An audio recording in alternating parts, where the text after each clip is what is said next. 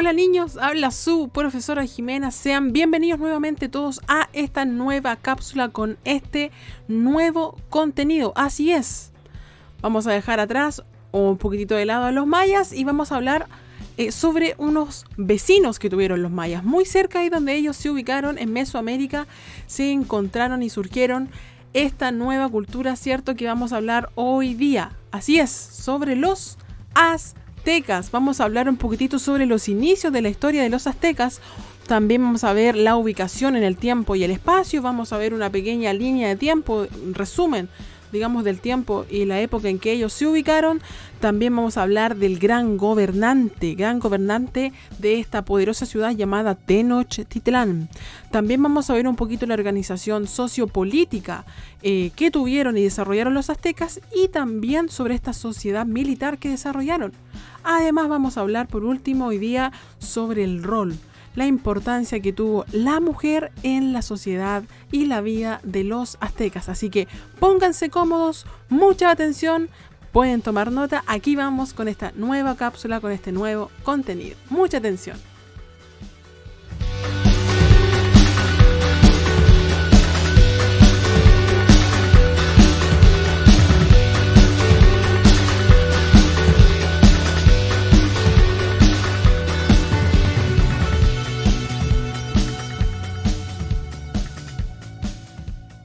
Bien niños, aquí vamos con nuestra presentación de nuestro contenido. Recuerden que siempre es necesario y bueno que puedan tomar apuntes y también poner mucha atención. Aquí vamos.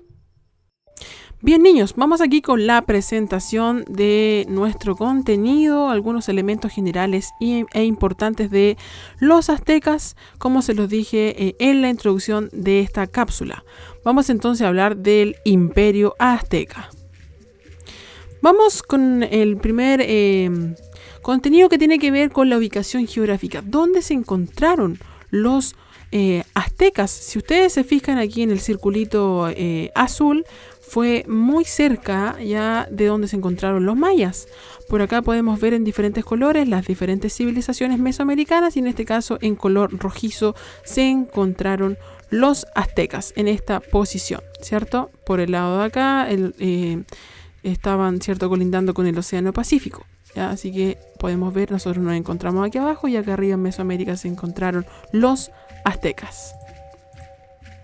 Por acá tenemos una imagen, ¿cierto?, de la expansión territorial del Imperio Azteca desde 1427 hasta 1520, hasta el año 1520. Y podemos ver los diferentes territorios y ciudades que ellos fueron desarrollando y originando, ¿ya? Por acá también podemos ver, ¿cierto?, la cultura maya se encontró en esta parte.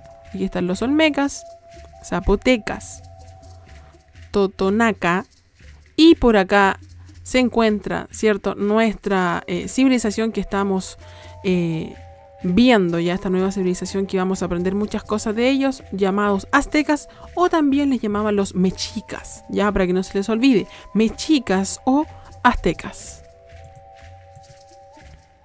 Por acá tenemos una pequeña línea del tiempo azteca, ya que nos va a resumir un poquitito cómo fueron desarrollándose los eventos en la historia del surgimiento de esta civilización.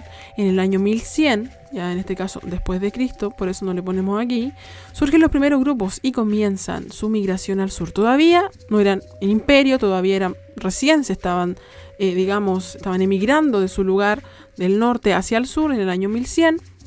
Luego en el año 1200, al inicio de este siglo, se asientan en el Valle Central de México. Después en el año 1325 fundan ya esta famosísima ciudad llamada Tenochtitlán, sobre una isla en el lago Texcoco. Aquí ya empieza el surgimiento de este gran imperio cuando fundaron esta ciudad. Después, en el año 1486, el Imperio Azteca alcanza su máxima extensión territorial. Fueron también les gustó mucho expandirse, conquistar otros lugares. Y finalmente en el año 1521, lamentablemente, llegan los españoles, los europeos, y conquistan esta poderosa ciudad llamada Tenochtitlán. Y podemos resumir que aquí fue el fin del Imperio Azteca.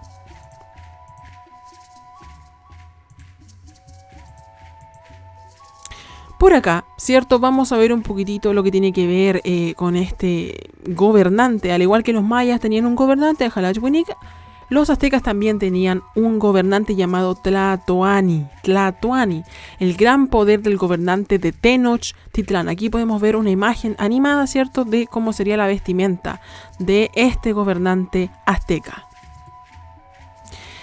Ahora, en cuanto a la organización política, ya los aztecas se configuraban de la siguiente forma. Número 1 estaba Tlatoani, ¿cierto?, el gobernante maya. Luego los seguían el Consejo Supremo o Tlatocan, los gobernadores militares y el Calpuyec en cuarto lugar.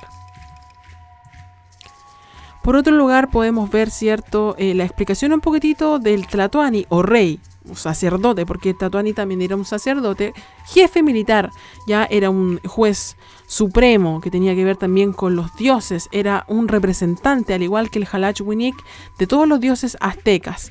Y siempre había un grupo que lo ayudaba, en este caso se llamaba el Consejo Supremo, y estaba formado por los Calpuyec o también los jefes de los Calpuyis.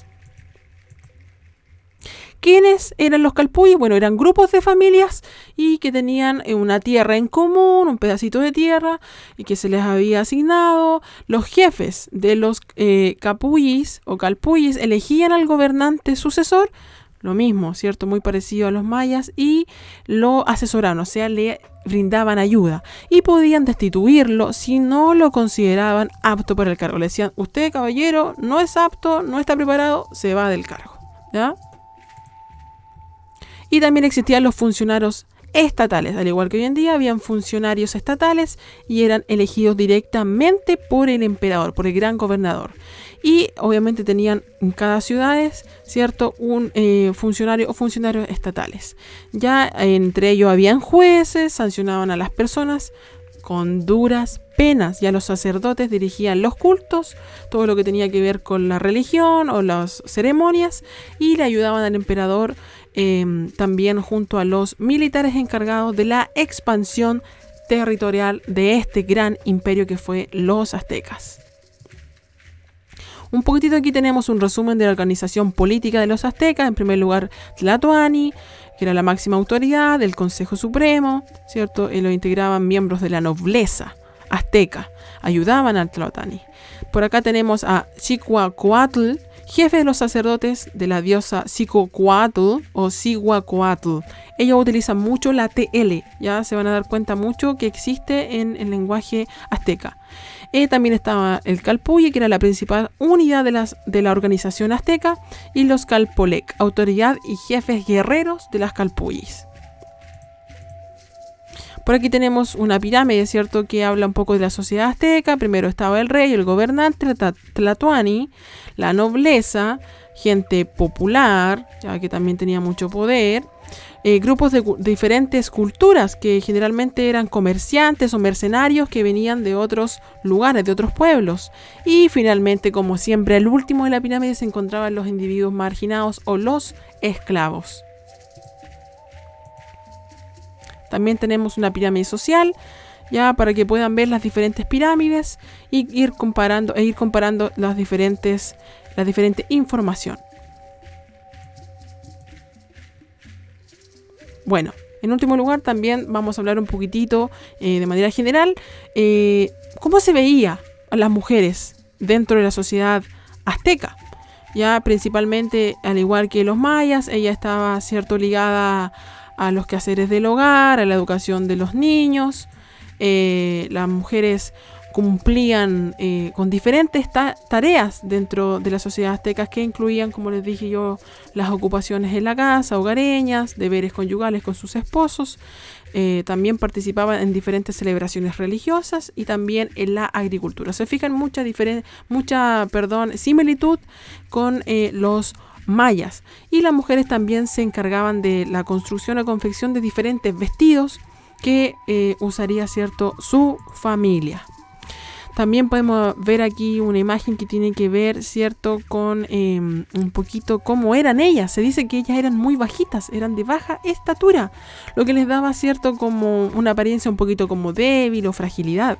Y en la sociedad azteca la mujer se tenía que mover dentro de un ámbito machista, ya de un ámbito donde había mucha milicia, mucho poder masculino. Se fijan, hay muchas cosas que tienen que ver también con los mayas. Y su destino estaba señalado por el cumplimiento, ¿cierto?, de algunas cosas que eran bien rectas, como la moralidad. Ya algunas mujeres de la nobleza que eran, ¿cierto?, que tenían un estatus más alto. Ellas tenían algunos privilegios, pero también tenían que atender a sus esposos, a sus hijos y las labores hogareñas. Ya ese es más o menos el rol. Lamentablemente en ese tiempo, como siempre les digo, por tradición y costumbres, era así la mirada de la mujer dentro de la sociedad azteca.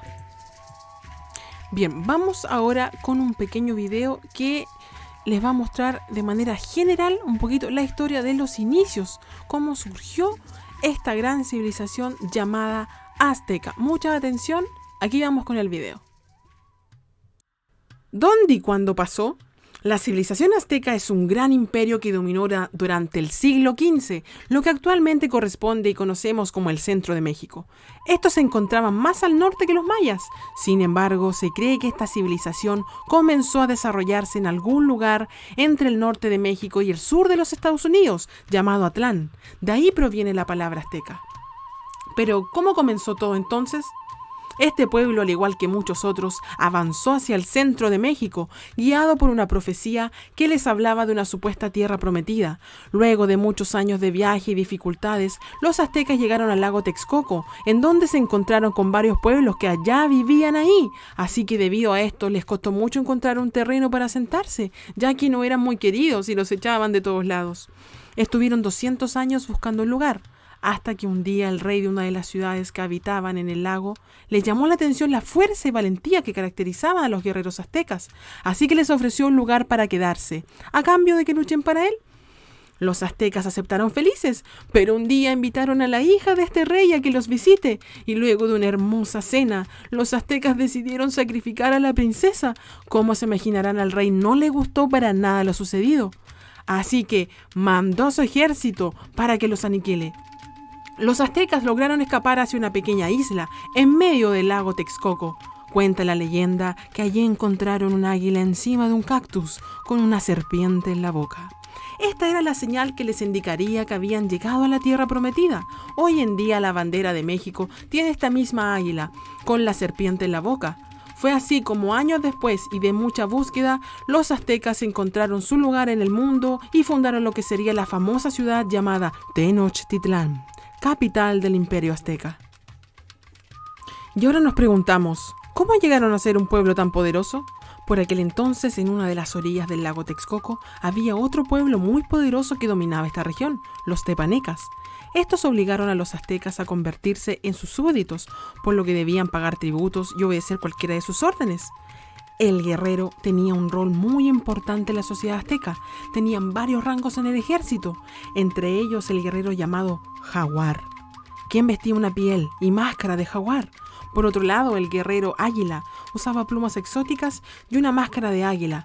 Empleaban todo tipo de armas, como arcos, dardos, lanzas, jabalinas y el famoso macahuahuitl, un arma muy similar a una espada con fragmentos de obsidiana, un vidrio volcánico con filo letal.